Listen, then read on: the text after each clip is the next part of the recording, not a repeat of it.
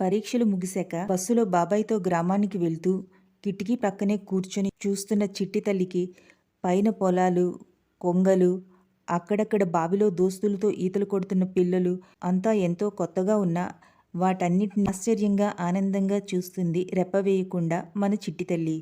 ఉద్యోగం కోసం పట్టణంలో స్థిరపడ్డ ఆమె తల్లిదండ్రులు వారి వారి పనుల్లో నిమగ్నమైపోవడం చిట్టి తల్లికి తన బంధువులు ఉండే గ్రామాన్ని, వారిని చూసే అవకాశం ఎన్నడూ రాలేదు. ఈసారి మాత్రం దగ్గర బంధువుల పెళ్లికి సెలవులు రావటంతో పిల్లను తన తమ్ముడికిచ్చి అన్ని జాగ్రత్తలు చెప్పి ఊరికి పంపాడు పాప తండ్రి, తనకి ఎప్పట్లాగే వీలు చిక్కగా. అంతా పల్లె కావటంతో అతుకులు గతుకులుగా ఉన్న రోడ్డుపై కుదుపులతో వెళ్తున్న బస్సు వెనుక భాగంలో ప్రయాణం చేస్తున్న చిట్టి తల్లి ఆ కుదుపులకు కేరింతలు కొడుతూ బిగ్గరగా కళ్ళల్లో నీళ్లు వచ్చేంతగా నవ్వుతుంది.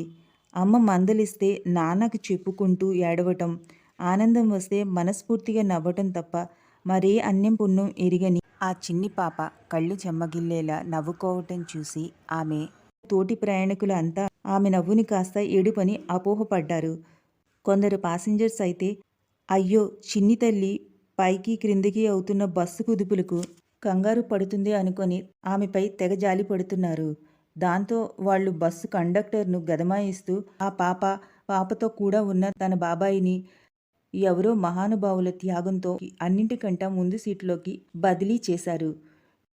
టీవీలో కార్టూన్ వచ్చినా బిగ్గరగా నవ్వే తమ పాప నవ్వు సంగతి పైకి చెప్పే ఆస్కారం లేక ఒక చిన్ని నవ్వు తన పాపకేసి చూస్తూ నవ్వుతున్న బాబాయి అందరూ తమకు అంత ప్రాధాన్యాన్ని ఇవ్వడంతో పాప కూడా బాబాయి వంక చూస్తూ మళ్ళీ బిగ్గరగా నవ్వటంతో తమ సీటు ప్రక్కనే ఉన్న డ్రైవర్ కూడా మరేం పర్వాలేదు తల్లి, మీరు వెళ్లాల్సిన ఊరు మరి కొంతసేపులో రానే వస్తుంది, ఏడవకు తల్లి అనటంతో తన ఇంట్లో టీవీ చెడిపోయి పక్కింట్లోకెళ్ళి కార్టూన్ చూస్తున్నప్పుడు ఆ ఇంట్లో మిగతా గదుల్లో ఉన్నవారు కూడా వచ్చి మరి తన కేసి ఆనాడు ఎందుకు ఆశ్చర్యంగా చూశారో ఇప్పుడు అర్థమైంది మన చిట్టి తల్లికి. ఆనాడు మైసభలో ద్రౌపది తనను చూసి అపహాస్యం చేస్తూ నవ్విందని దుర్యోధనుడు చేసుకున్న అపార్థపు ఆలోచన మహాభారత యుద్ధానికి దారితీసింది. ఎందరో దౌర్భాగ్యుల రక్తాన్ని చిందించింది.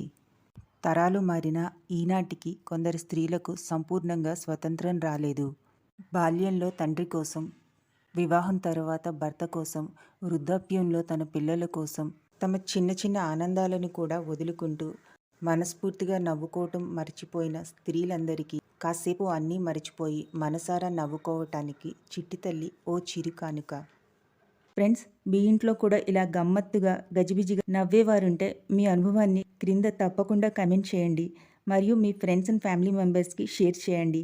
మీరు చేసే ఒక చిన్న లైక్ ఇలాంటి మరిన్ని వీడియోస్ చేయడానికి మమ్మల్ని ఎంతగానో మోటివేట్ చేస్తుంది. అలాగే యూట్యూబ్ కూడా ఇంకొంతమందికి ఈ వీడియోని సజెస్ట్ చేస్తుంది. కథ నచ్చితే ఇటువంటి మరిన్ని కథల కోసం పైన ఐకార్డ్లో ఉన్న ప్లేలిస్ట్ని చూడండి. ఛానల్ని సబ్స్క్రైబ్ చేసుకోండి. మరిన్ని లేటెస్ట్ అప్డేట్స్ కోసం నోటిఫికేషన్ బెల్ను ట్యాప్ చేయండి. Thank you for watching.